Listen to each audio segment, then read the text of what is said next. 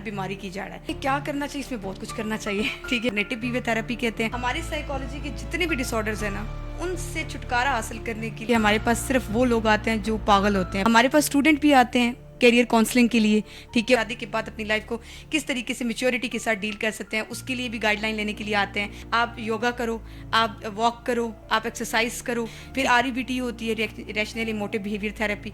तो हम इसके बारे में बात करेंगे। मेरे माइंड में एक चीज़ आई है कि मेंटल इलनेस और मेंटल हेल्थ को एक बहुत अलग दोनों टर्म्स हैं, लेकिन इनको एक समझा जाता है। जो भी साइकोलॉजिस्ट के पास आता है तो लोग समझते हैं कि वो जहनी मरीज़ होगा, लेकिन क्या लोग आपके पास अपनी मेंटल हेल्थ को मेंटेन करने के लिए और हेल्दी बनाने के लिए आ सकते हैं, या वो उनको कोई इलनेस हो, एंजाइटी डिसऑर्डर हो या किसी भी तरह का डिसऑर्डर हो, तो वो सिर्फ तभी आपसे थेरेपी ले सकते हैं?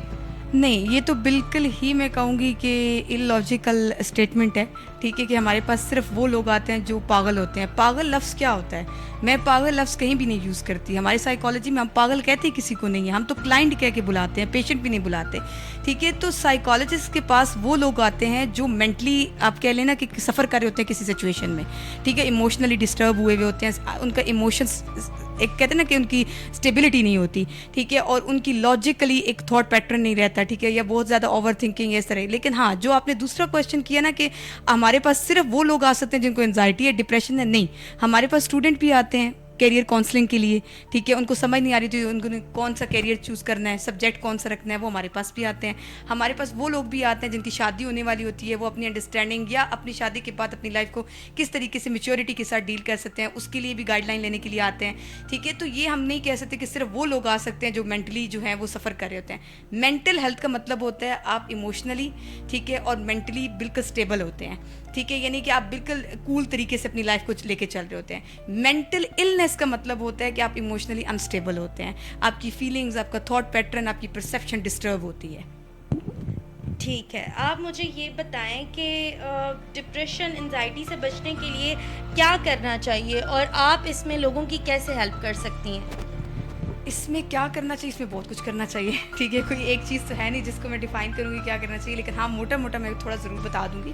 डिप्रेशन और एंजाइटी से बचने के लिए सबसे अच्छा सिंपल इज़ दैट, मैं एक चीज़ बोलूँगी, हमारी साइकोलॉजी के जितने भी डिसऑर्डर्स हैं ना, उनसे छुटकारा हासिल करने के लिए आपको फिजिकल एक्टिविटीज़ रखनी पड़ती हैं।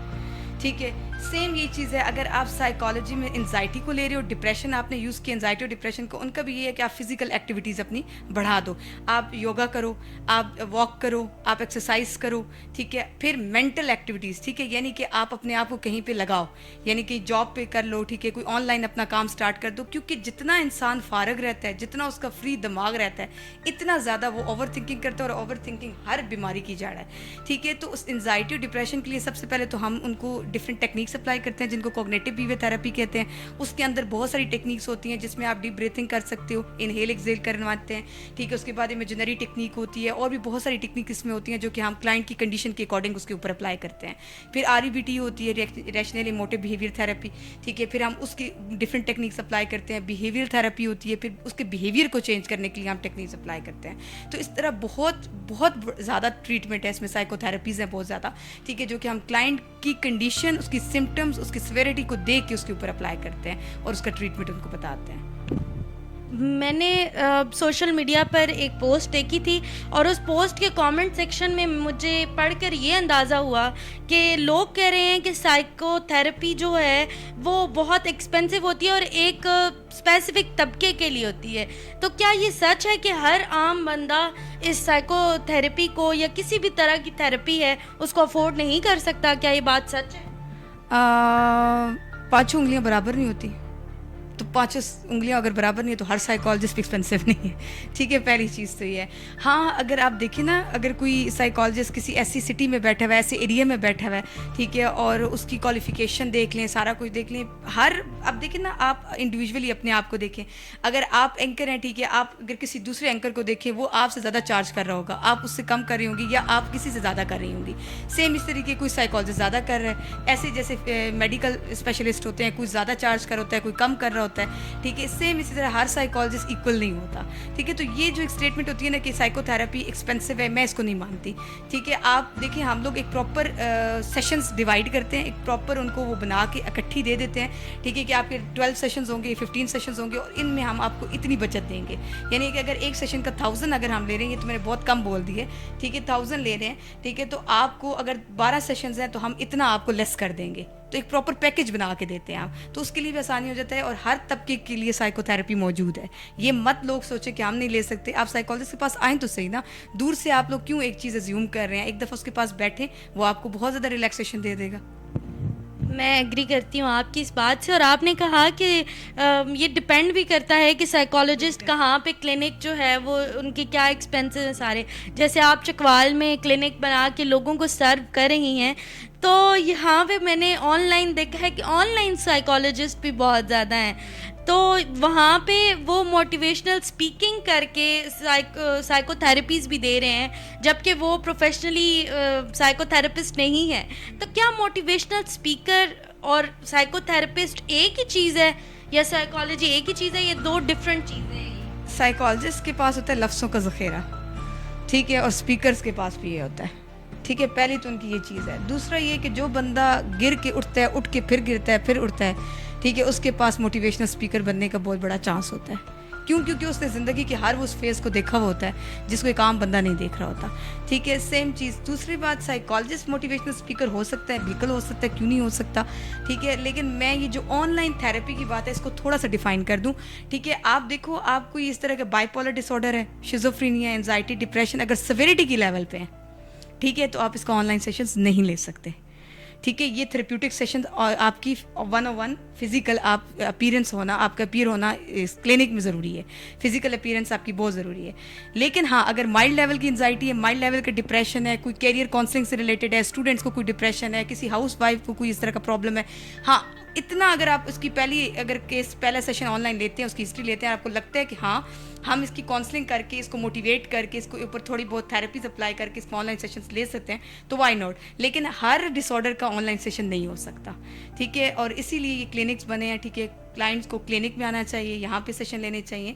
और दूसरी बात ये कि साइकोलॉजिस्ट बहुत अच्छा मोटिवेशनल स्पीकर होता है। इशरत साहिबा, मैं आपकी सारी बात से एग्री करती हूँ, लेकिन मैं थोड़ा सा अपना क्वेश्चन रिपीट भी करना चाहूँगी, आपसे दोबारा पूछना चाहूँगी कि आपने कहा कि साइकोलॉजिस्ट जो है या साइकोथेरेपिस्ट है वो एक बहुत अच्छा मोटिवेशनल स्पीकर हो सकता है। तो मैं ये कहना चाहूँगी कि ऑनलाइन स्टूडेंट्स भी हैं, वो थेरेपी सेशंस दे रहे हैं जिनका साइकोथेरेपी या उनका प्रोफेशनली इस चीज़ में कोई एक्सपीरियंस नहीं है। तो क्या हर मोटिवेशनल स्पीकर साइकोथेरेपिस्ट हो सकता है?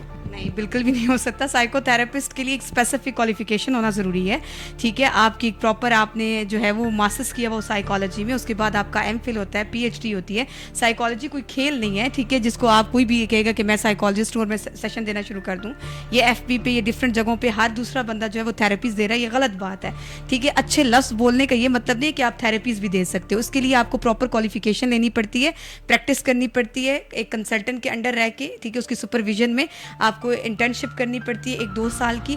उसके बाद आपको अपना प्रॉपर प्रोफेशन ज्वाइन करना पड़ता है। तो ये आप कभी भी नहीं कह सकते कि एक बंदे की साइकोलॉजी की फील्ड ही नहीं है, उसने कभी साइकोलॉजी लफ्ज़ से आगाह नहीं है, लेकिन वो 2-3 अच्छे लफ्ज़ बोल के लोगों को थेरेपी दे रहा है। तो लोगों को भी देखना चाहिए, जब भी मैं ये लोगों को कहूँगी, आप जब भी सेशन ले रहे हो, आप जब भी किसी के पास जा रहे हो, आप पहले उसकी क्वालिफिकेशन पूछें, उसका एक्सपीरियंस पूछें। आया अगर उसकी क्वालिफिकेशन और उसका एक्सपीरियंस साइकोलॉजी से रिलेटेड है, देन आप उसके पास सेशन ले सकते हो, उसमें कोई हर्ज नहीं है। यही मैं पूछना चाह रही थी आपसे, क्योंकि आजकल इंटरनेट पर सब लोग जो है ना वो ज़्यादातर मोटिवेशनल स्पीकर और साइकोलॉजिस्ट जो हैं वो मिक्स हुए हुए हैं। सॉरी टू से मैं यहाँ पे एक बात बोलती जाऊँगी कि लोगों को ना आजकल मैंने देखा है, मैं अपना एक वाक़या बता देती हूँ। मैं एफपी पे थी, तो मेरी जो आईडी है मैंने उसको इतना अब मेंशन किया, उसमें मैं नहीं करती थी, तो वो ऐसी थी। तो मैं एक बंदे ने मुझे कहा है कि आप सेशन लेना चाहती हैं मुझसे, तो मैंने कहा चलिए देखते हैं मेरा सेशन कैसे होता है। अब वो बंदा तरसा हुआ था कि उसने बात करनी है किसी से, ठीक है, सिंपल इज़ दैट। उसने बात करनी थी, उसने चस्का पूरा करना था, उसने मुझे आए बाएं शाएं, अच्छा ये बताएं वो बताएं। मैंने कहा देखिए मैं कंसल्टेंट क्लिनिकल साइकोलॉजिस्ट हूँ और आप कौन है? तो उसने टक कॉल बंद कर दी। तो ये है कि मैं बच्चियों को बोलूँगी, ठीक है, प्लीज़, आपको हर दूसरा बंदा साइकोलॉजिस्ट लग रहा होता है, आप उससे कॉल पे बात करके अपनी सारी पर्सनल डाटा दे रही होती हैं, प्लीज़ पहले क्वालिफिकेशन पूछें, एक प्रॉपर उसकी आईडी देखें, उसकी प्रॉपर क्वालिफिकेशन और उसका एक्सपीरियंस पता होने के बाद उसके पास सेशन लें, नहीं तो किसी का टाइम पास ना बने। बिल्कुल, आपने बड़ी इंटरेस्टिंग स्टोरी हमसे शेयर की है। तो मैं आपसे पूछूंगी कि लोग साइकोलॉजिस्ट की तरफ ज़्यादा जाते हैं क्योंकि आजकल बच्चे बच्चियों के रिश्ते भी रिजेक्ट होते हैं, जिसकी वजह से वो डिप्रेशन में चले जाते हैं। तो इसका क्या हल है? वो जो नफ्सियाती दबाव होता है उसको हम कैसे टैकल करें? फर्स्ट स्टेप क्या होगा, फिर सेकंड स्टेप हम साइकोथेरेपिस्ट या यहाँ जाने, लेकिन फर्स्ट स्टेप क्या होगा? अच्छा, पहली चीज़ तो ये होती है कि जिन बच्चों के रिश्ते रिजेक्ट हो रहे हैं या नहीं हो रही, शादी लेट हो रही है, ठीक है, एज जा रही है, एक चीज़ मैं उनको सिर्फ बोलूँगी, यहाँ पे हम लोग कभी भी मज़हब को साइकोलॉजी में नहीं लेकर आते, ठीक है, क्योंकि हर बंदा सेंसिटिव होता है हर चीज़ के बारे में। लेकिन अभी मैं यहाँ पे थोड़ा सा ये बात बोलूँगी क्योंकि बीइंग अ मुस्लिम हमें बिलीव होना चाहिए, ठीक है, वक्त से पहले और नसीब से ज़्यादा हमें नहीं मिल सकता, ठीक है। तो आप राइट टाइम पे राइट चीज़ आपको मिल जाएगी। अब देखिए ना, बहुत सारी बच्चियाँ जिनके 18-19 साल में शादी हो जाती है और 20 साल में तलाक हो जाती है, ठीक है, इमेच्योरिटी की वजह से, अंडरस्टैंडिंग डेवलप नहीं होती। तो यहाँ पर मैं यही बात बोलूँगी, ठीक है, कि आप थोड़ा जो है ना पॉजिटिव रहें, ठीक है, अपने माइंड सेट को पॉजिटिव रखें। अगर साइकोलॉजिस्ट के पास कोई बच्ची इस तरह की आती है जिसकी शादी डिले हो रही होती है, ठीक है, जिसका इस तरह का प्रॉब्लम चाह रहा होता है, तो हम उसको मोटिवेट करते हैं, उसके अंदर, उसकी पर्सनालिटी के अंदर जो स्पार्क होता है, जो क्वालिटीज़ होती हैं, कोई अच्छी पार्लर का काम कर लेती है, कोई बच्ची अच्छी सिलाई कर लेती है, कोई बच्ची अच्छी ड्राइविंग कर लेती है, कोई अच्छी बच्ची जो है वो व्लॉग्स बना लेती है, ठीक है, वीडियोज़ बना लेती है, हम उसके ऊपर उसको लगा देते हैं, यानी कि उसको सेल्फ लव सिखाते हैं कि हर चीज़ शादी नहीं है, आपने लाजमी नहीं कि किसी की ज़िंदगी में एंटर होकर कामयाब होना है, आप खुद अपनी ज़ात में भी कामयाब हो सकती हैं। तो ऐसे बच्चों को मेरा यही पैगाम है कि आज से आप ये सोचो कि आप खुद क्या कर सकती हो, अपनी पहचान बनाओ, किसी के इंतज़ार में मत रहो कि आप किसी के नाम, आपके नाम के साथ किसी का नाम लगेगा तो आप बहुत मतलब सक्सेसफुल हो जाएंगे या आपकी ज़िंदगी बड़ी स्मूथली चली जाएगी। आप उनसे पूछे जिनकी शादियाँ हुई हैं, ठीक है, तो वो भी परेशान है। तो ये है कि शादी ना होना और डिले होना ये कोई बड़ी मसला नहीं है, कोई बीमारी नहीं है, ये अल्लाह की तरफ से है, ठीक है। तो उसके साथ अपना अच्छा गुमान जोड़ें, अल्लाह के ऊपर उम्मीद रखें, वो राइट टाइम पे राइट चीज़ आपको दे देगा। मर्दों को भी साइकोथेरेपी की ज़रूरत होती है। देखिए ये बड़ा एक नेगेटिव इम्पैक्ट है हमारी सोसाइटी का कि बच्चे को बोला जाता है जब छोटा ही होता है लड़का, तुमने रोना नहीं है, बहन तुम्हारी रो सकती है, तुम मर्द हो, तुमने रोना नहीं है। इतना ये गलत चीज़ है। क्यों भाई, मर्द को भी दुख होता है, उसको भी टेंशन होती है। मैं कहती हूँ कि जो बंदा अर्न कर रहा है, पूरा दिन घर से बाहर है, ठीक है, कमा रहा है, उसने घर को आके देना है, उसने ये सुनना है कि मुझे ये चीज़ चाहिए, उसने देनी है, अवेलेबल करनी है, ठीक है। तो क्या उस इंसान को कोई टेंशन नहीं होगी? आप ये सोचें कि एक मर्द घर से बाहर सुबह से लेकर शाम तक निकलता है, वो तरह तरह की बातें सुनता है, जॉब में, हर जगह पे, तो उसको औरत से ज़्यादा साइकोथेरेपी की ज़रूरत है। क्यों? क्योंकि उसके ऊपर एक बर्डन है, पूरी फैमिली का है, उसके अंदर, उसके ऊपर रिस्पॉन्सिबिलिटी है। तो लिहाजा मैं ये कहूँगी हमारी सोसाइटी में ये प्लीज़, ये जो आपने ये जो स्कीमा चल रहा है, ठीक है, कि मर्द को नहीं आना चाहिए, मर्द को लाजमी आना चाहिए। हाँ, अगर कंफर्टेबल नहीं है एक औरत के पास सेशन लेने में, एक औरत फीमेल साइकोथेरेपिस्ट के पास, तो आप बेशक मेल को रिज्यू करें, लेकिन मर्द को भी साइकोथेरेपी की इतनी ज़रूरत है जितनी कि औरत को है, और मैं कहती हूँ मर्द को ज़्यादा है। आपने बहुत अच्छा इस चीज़ को एक्सप्लेन किया। तो मेरे जो माइंड में एक चीज़ आ रही थी कि आप देखें कि जो स्पेशली मैं जेन ज़ी की बात करूँगी कि बहुत सारे लोग, और ऐसे केसेस भी पाकिस्तान में बढ़ती हुई शरह भी इसकी है, वो है सुसाइड की, और बहुत सारे लोग जो सुसाइड अटेम्प्ट भी करते हैं। तो कभी आपके पास कोई ऐसा केस आया है कि जो सुसाइड अटेम्प्ट कर चुके हों और आपने उसको किस तरह से मदद की है, या वो खुदकुशी के ख्यालात उनको आते हैं? अच्छा, पहले तो ये जाने ना खुदकुशी लोग करते क्यों हैं। खुदकुशी लोग करते हैं सोसाइटी की वजह से, ठीक है, प्रेशर की वजह से, लोगों की बातों की वजह से। आज हम सारे बहुत अच्छे बन रहे हैं, ठीक है, हम सारे खुदकुशी के ऊपर बात करते हैं, ठीक है। उसके बाद जो है सुसाइडल जो थॉट्स आ रही होती हैं, सुसाइड प्रिवेंशन डे भी हम सेलिब्रेट कर रहे हैं। लेकिन अनफॉर्चुनेटली जो लोग सुसाइड अटेम्प्ट करते हैं वो हम जैसे लोगों की बातों की वजह से ही करते हैं, ठीक है, पहली चीज़। दूसरी चीज़ कि सुसाइडल थॉट्स को आप कैसे कंट्रोल कर सकते हो, मैंने अभी बात की ना कि लोगों की वजह से करते हैं। मैं हर बच्चे को बोलूँगी, हर बच्ची को बोलूँगी, हर एज ग्रुप को बोलूँगी, खुदारा अपना फ्रेंड सर्कल चेंज कर लें, अगर वो आपको प्रेशर दे रहे हैं, आपकी मेंटल हेल्थ को तबाह कर रहे हैं, अगर फैमिली में आपको इस तरह का कोई चीज़ आ रही है, तो आप लाजमी फैमिली थेरेपी के लिए साइकोलॉजिस्ट को रिज्यू करें, ठीक है। मैं ये चीज़ बोलूँगी। दूसरा, मेरे पास बहुत केसेस आते हैं, ठीक है, कट्स लगे हुए होते हैं बच्चों के, ठीक है, उनकी एक कह लेना वेन्स नज़र आ रही होती हैं, इतना ज़्यादा वो इस किस्म की डेंजरस कंडीशन में आती हैं, ठीक है। उसमें हम सबसे पहले तो क्लाइंट को फ़ौरन नहीं कहते कि तुमने सुसाइड क्यों किया है, ये वो, हम कभी भी जजमेंटल नहीं होता। पहली चीज़ है, साइकोलॉजिस्ट कभी जजमेंटल नहीं होता, हमारी सोसाइटी जजमेंटल है, यही काफ़ी है, ठीक है। हम लोग जजमेंटल नहीं होते, हम रियलिटी बेस होते हैं, हम लोगों को तरीके से लेके चलते हैं।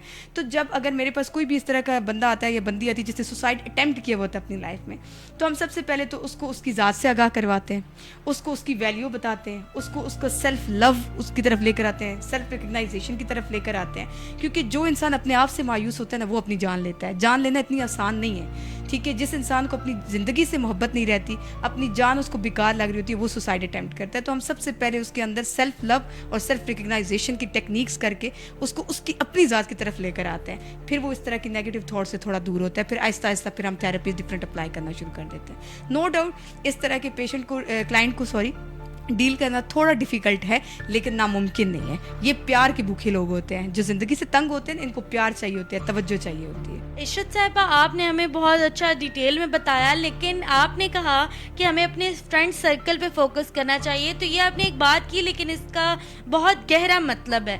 तो आप मुझे ये बताएं कि आजकल ये एक ट्रेंड चला हुआ है कि सोशल मीडिया पर जो इस जनरेशन के लोग हैं वो बहुत ज़्यादा एक्टिव हैं।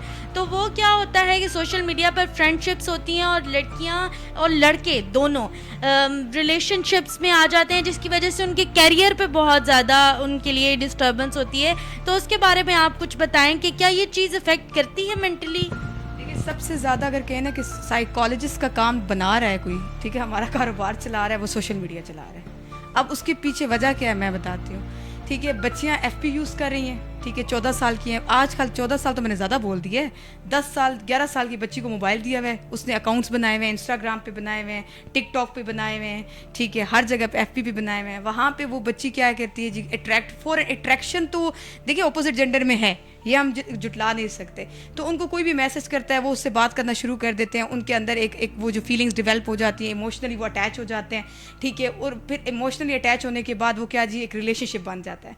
वो बच्ची जी खाएगी भी उस बंदे के कहने पे, ठीक है, सोएगी भी उस बंदे के कहने पे भी, जो कुछ करना है। मैं सिर्फ यहाँ पे एक चीज़ बोलूँगी, मेरी बात बहुत कड़वी लगेगी बच्चियों को, ठीक है, कि एक 20-25 साल बगैर गर्ज के आपको जो लोग पालते हैं, ठीक है, आप 5 दिन की मोहब्बत के पीछे, ठीक है, उनको भूल जाते हो। किसी लड़की की वर्थ नहीं है अगर वो अपनी जगह पे कामयाब नहीं है।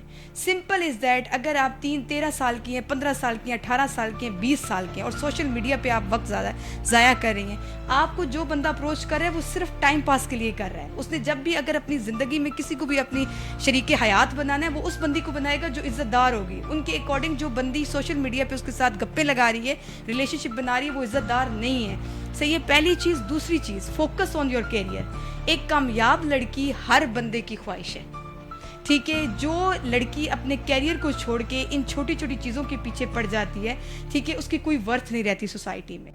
अच्छा, और रही बात, हम बात करते फ्रेंड सर्कल के ऊपर, ठीक है। तो देखिए, दोस्ती करना और दोस्ती का सर्कल देखना ये हमारे ऊपर डिपेंड होता है, ठीक है। ऐसे दोस्त जो कि आपको बुली कर रहे हैं, जो आपको मेंटली बहुत ज़्यादा टॉर्चर कर रहे हैं, ठीक है, कभी आपकी जो है वो फिज़ीक के ऊपर बात कर रहे हैं, कभी आपके फीचर्स के ऊपर बात कर रहे हैं, कभी आपके स्टेटस के ऊपर बात कर रहे हैं, ठीक है, या आपने ब्रांडेड नहीं पहना हुआ कपड़ा, या आपने ये नहीं किया हुआ, वो नहीं किया हुआ, या तुम लीड फैमिली से नहीं हो, दिस एंड दैट, ठीक है। तो प्लीज़ इस तरह के टॉक्सिक फ्रेंड्स से दूर रहें। और ऐसे दोस्त जो कि आपको स्मोकिंग के ऊपर लगा रहे हैं, ऐसे दोस्त जो कि आपको रिलेशनशिप के अंदर धकेल रहे हैं, तो ऐसे दोस्तों से दूर रहें। आपके लिए सबसे ज़रूरी है अपना कैरियर बनाना, अपने आप को सक्सेसफुल करें। जब आप सक्सेसफुल हो जाएंगे तो हर इंसान आपके पास आएगा। कामयाबी और कामयाब इंसान, ये वो चीज़ें हैं, ये वो चिराग हैं, ठीक है, जिनको हर दुनिया का हर बंदा ढूंढने की कोशिश करेगा, ठीक है। लेकिन आप अगर कुछ भी नहीं है, आपके पास कोई क्वालिफिकेशन नहीं है, लेकिन आप इन चीज़ों में पड़ जाएंगे तो आप सिर्फ टाइम पास है।